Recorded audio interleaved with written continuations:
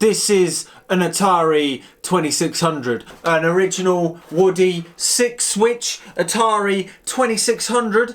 Ooh, it's pretty nice. It turned up the other day and I am very excited because I've never actually played on one or touched one. It's a bit before my time. It's got a few of the very well-known ATARI 2600 games, including the amazing Asteroids, which I slightly reference on my most recent delay circuit board. So keeping in theme with this channel, well, what we're gonna do is we're gonna try and make music with this beautiful thing. And I found myself actually quite spoiled for choice. There is actually quite a few options for making music with this thing. But there is one thing that all of these methods have in common, and that is the 2600 needs modifying. Well, it hasn't got an audio out, and it hasn't got a video out. It's all going out of this damn old school blooming long cable that is an RF modulator output. And needless to say, I don't have a screen or anything that has an RF modulator input, and the audio through this is not as good as just getting a clean signal straight from the circuit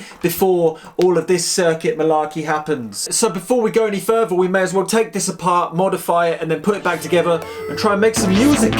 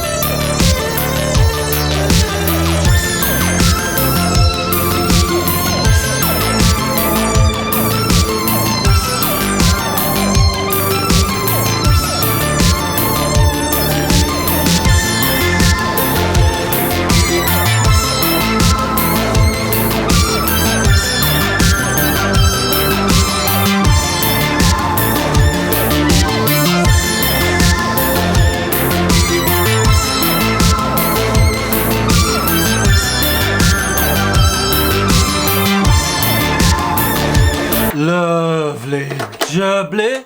Here we go. Pop in Asteroids. Oh yeah.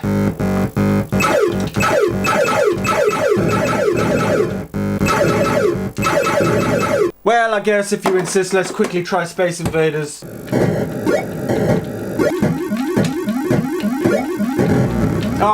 Right, anyway, so it definitely works and the audio's coming out and it's sounding reasonably clean and stuff. So let's get it plugged directly in and see what we can do musically with the ATARI 2600. First off, we're going to try one of the originals, one of the granddaddies, which is Paul Slocum's Synthcart, which was made in 2002, which isn't that old when you think about it. And if there are older ATARI 2600 music programs, then please let me know in the comments because it would be great to check these out. Anyway, Synthcart doesn't use the usual ATARI 2600 joysticks. It actually uses two video touchpads, which are legit 2600 controllers. They're just a little bit harder to get your hands on, but I managed to easily find these on eBay for about £5 each. I've also printed out and cut out a Synthcart overlay by Bud Melvin, and this will help me get around with the shortcuts on Synthcart, at least I hope, because yeah, I haven't actually played on it yet. Anyway, let's get these plugged in and see what it's all about. So now Synthcart is plugged in. This is the main screen. As you can see, it's very colourful and very nice, and I got these two games controllers set up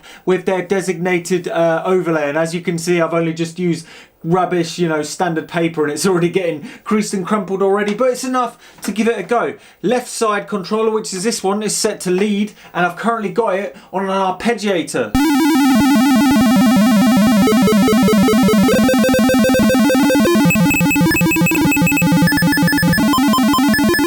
And what about with a little bit of effects?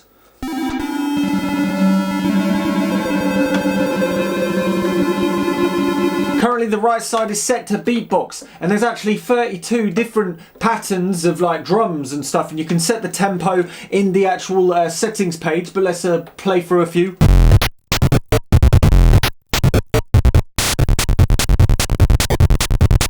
Boogie woogie, let's go, go, go, boogie shoo. Oh yeah. Using the different switches on the actual ARP 2600, I'm able to change the sounds. Using the left difficulty, if I flick it, you'll see it's changed to saw, and this is a different sound now. Look, there's two different menus, and this is from flicking these two buttons down here. All of these in the different menus actually designate to these on the overlay. You can't actually see it, and I've just pulled the overlay off. It's fallen to pieces. I'm sure if you were well versed at this, you'll be able to kind of remember off by heart these, but it's a little bit of a headache trying to work out exactly what I'm trying to change. I'm trying to change the arpeggiator off, which is there. The arpeggiator is now off. The pitfall sound is awesome. And I'm going to turn the arpeggiator back on, but I'm actually going to have it 16. So the tremolo synchronous, and then I'll make it.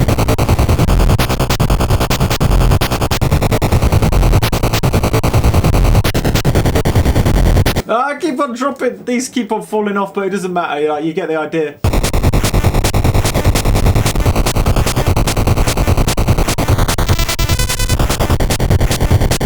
You can actually change the bank of beat presets, so we'll change it to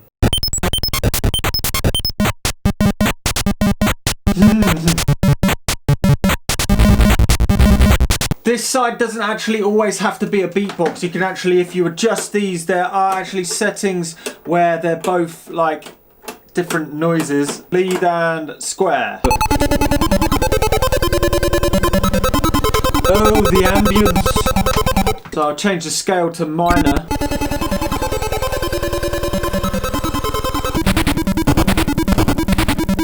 So that is Synthcart, and legend has it you can actually control it with MIDI. I guess it's using an interface that kind of, yeah, pretends to be two of these controllers. Little Scale, who did the Gen MDM and all of those other crazy things, even the Master System MIDI controller, has actually made a little program that plugs into a MIDI interface made by Highly Liquid. I don't know whether you'll be able to find one nowadays, I'm not sure. It's a good 10 years ago where these things were about. We'll be looking more into Little Scale's contribution into making music with the ARP 2600 a little later. But first, let's look at something brand new. In the words of Paul Slocum in his Synthcart manual, he says, "The Atari is limited in that it cannot produce many pitches that are in tune, and it only has 2 oscillators." So making the most of that must be quite tough. That's when this next one comes in, the Jamloopy. It's actually a brand new piece of software for the Atari 2600. It's so new, they actually only came out a few days ago. And this is actually the reason why I did this video, because I got an email from the creator of this saying, "Oh, you should check out Jamloopy. It's a 64-step sequencer for the Atari 2600. And I was like, oh, that sounds pretty cool. It's been on my to-do list to do a video on making music with the Atari 2600. So without further ado, let's have a look at Jamloopy. In order to use the Jamloopy software, I had to get this, which is the Atari 2600 UNO cart. It's basically just a interface where you put an SD card into it, like all of the other games consoles seem to have nowadays, but this one is for the Atari 2600. You pop on the SD card, you pop it in there, and you're ready to go. So here's an SD card with Jamloopy. Here's the UNO cart, not in its enclosure, because for some reason with the enclosure it doesn't seem to fit in my 6-switch Atari 2600. Not sure why. So Jamloopy actually requires a joystick going into the left port and a video touchpad going into the right. So let's turn it on. And Jamloopy. Let's have a look. So this is the Jamloopy sequence screen. As you can see, it's not like anything else you've seen before. It's a nice mountainous range in between, yeah, stuff. If you select the game select, you can actually change between different channels. You've got channel 1, which is oscillator 1, oscillator 2, and then, well, I don't know what this bit's. By the way, I haven't actually played on it that much, and what I've played on it, it's truly a ridiculously crazy piece of software, and it doesn't 100% make sense to me, but whatever. Okay, let's put in a synth.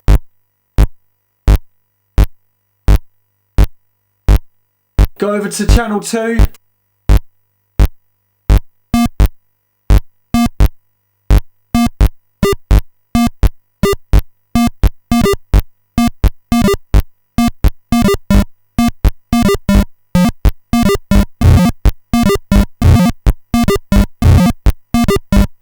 know what I'm doing, but it sounds pretty interesting.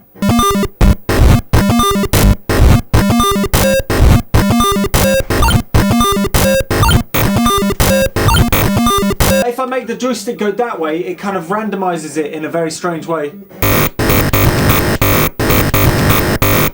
This is this on random melodic mode.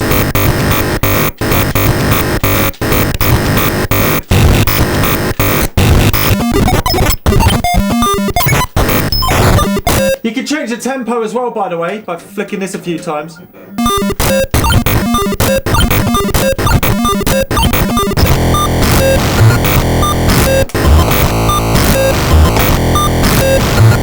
Oh yeah!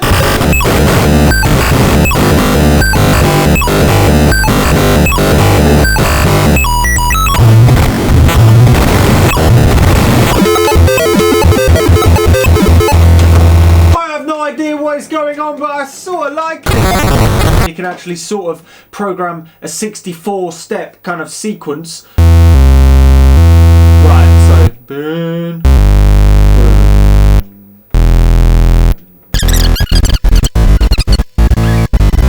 Right, let's see what this sounds like. Hopefully this will do something.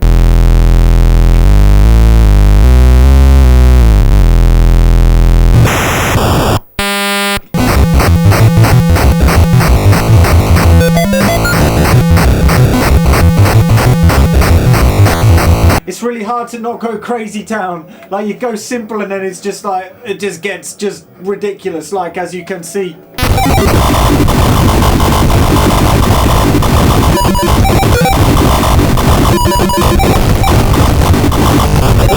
So that's the Jamloopy. Yeah, it's pretty crazy and easy to get into rather crazy territory rather quickly. Plus the UNO cart, you can put any old Atari games on it, so you can use this as a sort of go-to thing to play games that you don't have at the minute. So it's definitely something to get if you have an Atari 2600. So remember I mentioned Little Scale earlier. Well, he's the genius that bought us the MIDI interface for the Sega Mega Drive, the Sega Master System, amongst many other crazy projects. And if you haven't checked out his website and his channel and stuff, he's done it for over a decade now, working on making games consoles and loads of other crazy things, musical. He's most definitely a genius hacker kind of fellow. But remember last year when I made a Sega Master System into a synthesizer and I purchased off Facebook Marketplace off a fella called Peter the actual Little Scale MIDI interface for the Sega Master System? Well, that came as a bundle with this MIDI interface, which I haven't actually tried yet. It's the Little Scale A26F, Atari 2600F. One can only presume it stands for funky. There we go. Lovely jubbly. So now we've got it plugged in, we can see what it can do and its limitations, which are very large because there aren't many in-tune notes in there, but it doesn't mean that you can't make music.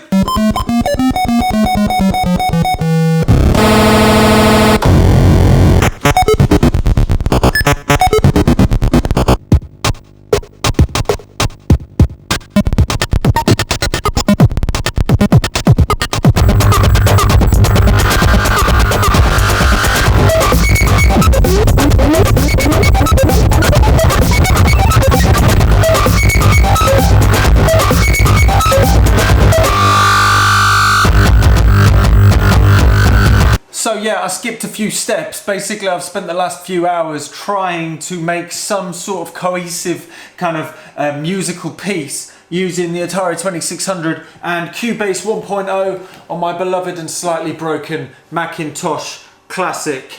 And yeah, needless to say, this needs quite a busy kind of section of CC commands. Let's just say if Cubase 1.0 had a Tinder page, I don't think it will be mentioning anything about its CC sequencing capabilities. So I sat down and programmed a quick bass line. The thing is I tried to make a melody line over the top of the bass line, but it's very hard to actually find a scale where there's any remote notes that kind of fit together on the two oscillators. I'm obviously missing it out and I probably need to spend a lot more time with it, but it's awfully limited, but in a nice way. It's got a definite sound to it. Anyway, I'll just play you really quick the bass line that I have. It's using that soaring kind of sound. Skip a couple of notes and add a noise to make like a kind of hi-hat snare. You see what I mean?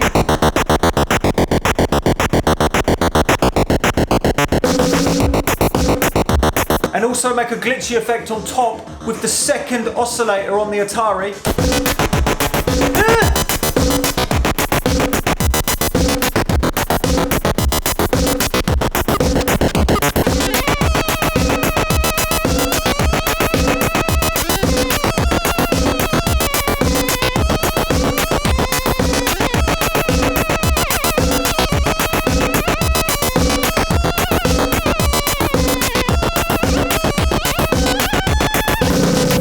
So that is a couple of days of making music with the Atari 2600. As you can see, it's maybe not for me because I found it reasonably hard.